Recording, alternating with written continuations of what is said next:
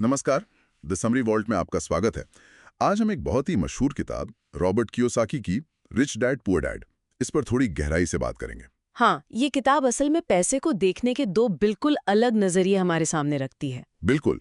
एक तरफ कियोसाकी के अपने पिता हैं, पढ़े लिखे, जिन्हें वो पुअर डैड कहते हैं, जो आर्थिक रूप से हमेशा थोड़े परेशान रहे। और दूसरी तरफ उनके दोस्त के पिता, रिच डैड, वो ज्यादा पढ़े लिखे नहीं थे, पर हाँ, एक कामयाब उद्यमी जरूर थे। तो आज की चर्चा का मकसद यही है कि हम समझें कि फाइनेंशियल लिटरेसी यानी पैसों की समझ क्यों इतनी जरूरी है। और कैसे सिर्फ पैसे के लिए काम करने के बजाय हम पैसे को अपने लिए काम पर लगा सकते हैं।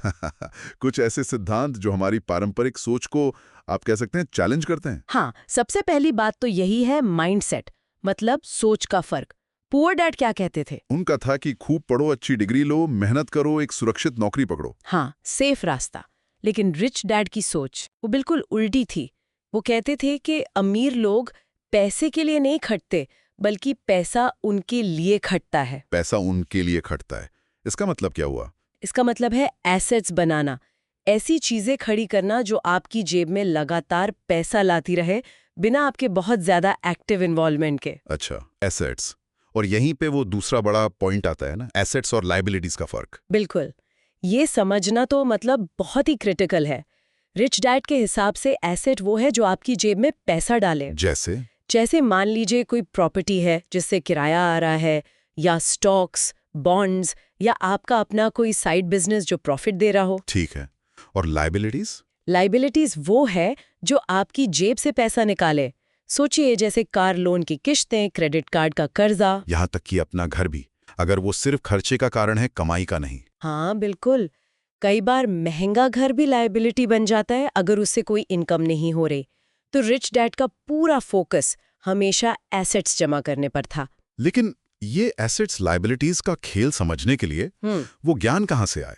स्कूल तो ये सब सिखाते नहीं। सही बात है, स्कूल हमें प्रोफेशनल स्किल्स सिखाते हैं, डॉक्टर, इंजीनियर बनाते हैं, पर पैसा मैनेज करना, इन्वेस्ट करना, टैक्स के नियम, बाजार कैसे काम करता है, ये सब नहीं सिखाते। रिच डैड के लिए ये प्रैक्टिकल नॉलेज, ये फाइनेंशियल इंटेलिजेंस किताबी ज्ञान से कहीं ज्यादा जरूरी थी। और इसी से जुड़ा एक और पॉइंट है जो मुझे काफी दिलचस्प लगता है कि सिर्फ कमाने के लिए काम मत करो। हाँ, सीखने के लिए काम करो। ये बहुत गहरी बात है।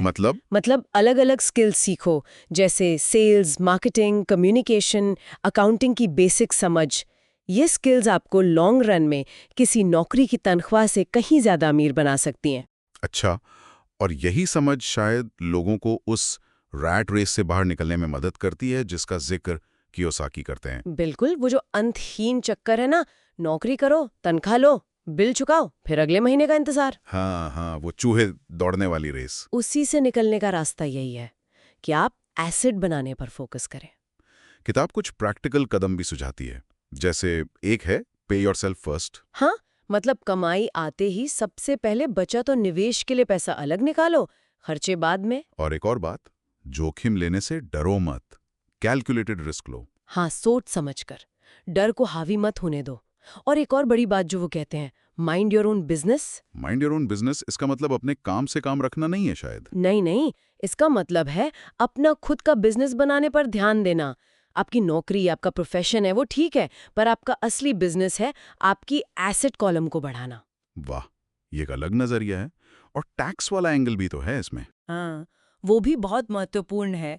रिच डैड समझाते हैं कि कैसे अमीर लोग कानूनी तौर पर कंपनियों का इस्तेमाल करके टैक्स बचाते हैं और अपनी संपत्ति को सुरक्षित रखते हैं। ये कैसे काम करता है संक्षेप में?